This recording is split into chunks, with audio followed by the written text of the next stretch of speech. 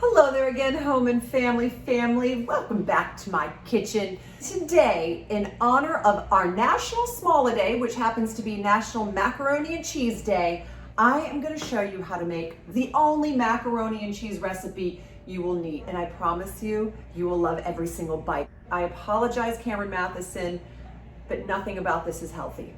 Dun dun dun!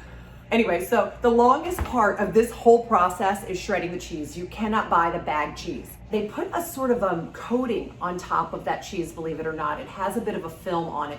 And because of that film, it will not melt and become creamy. And that's the key to this macaroni and cheese. It's creamy, it's delicious. We make it on the stovetop and then we bake it. So what you will need is cheese,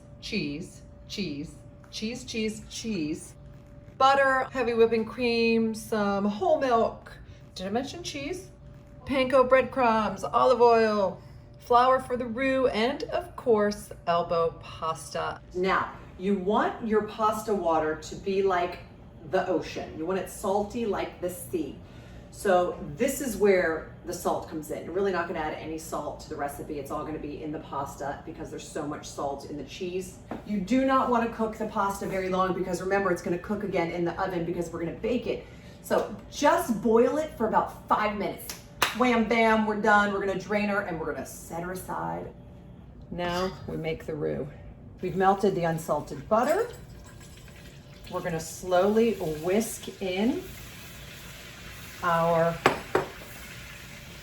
all-purpose flour on a medium heat for about 2 minutes. You want to keep doing this until it starts to bubble. You see that bubbling on the sides? You're going to keep doing it until it bubbles. And then we are going to add our whole milk and our heavy whipping cream. I like to have my milk and my heavy cream room temperature. And I'm going to whisk. You don't want it to lump. Look at how beautiful and smooth that is. That's perfect.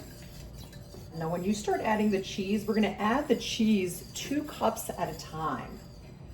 I have it on a medium heat, and you really wanna use a spatula now. Switch from the whisk to the spatula, and you get this beautifully combined.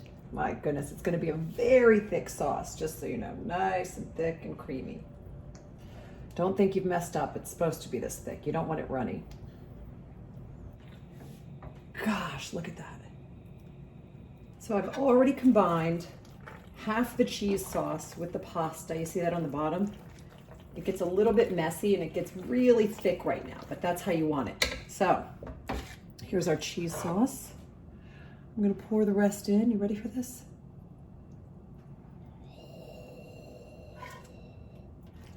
Put your elbows into it, give it a good stir, and get it completely combined. Look at all the ooey gooiness there, do you see that? And then we're gonna transfer this into a baking dish. Now I combine my panko breadcrumbs with some shredded Parmesan. You can also add some melted butter to this if you would like, and then sprinkle it on top.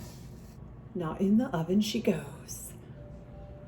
Ooh, it's heavy too. I cannot promise that you won't need a nap after eating a serving or 2 of this. I hope you enjoyed watching me make my family's favorite macaroni and cheese recipe. Your kids will never ask for the boxed stuff again. And happy National Macaroni and Cheese Day, everybody. I love you. Make sure to keep tuning in here every day at 4 p.m. Eastern Time, 1 p.m. Pacific for all of our fun DIYs and crafts and cooking segments that we are doing for you. We certainly do love your feedback. So leave a little comment in the notes below and let us know what you think. We love you guys. Stay safe, stay healthy, stay happy. And we'll see you soon. Oh, that is good.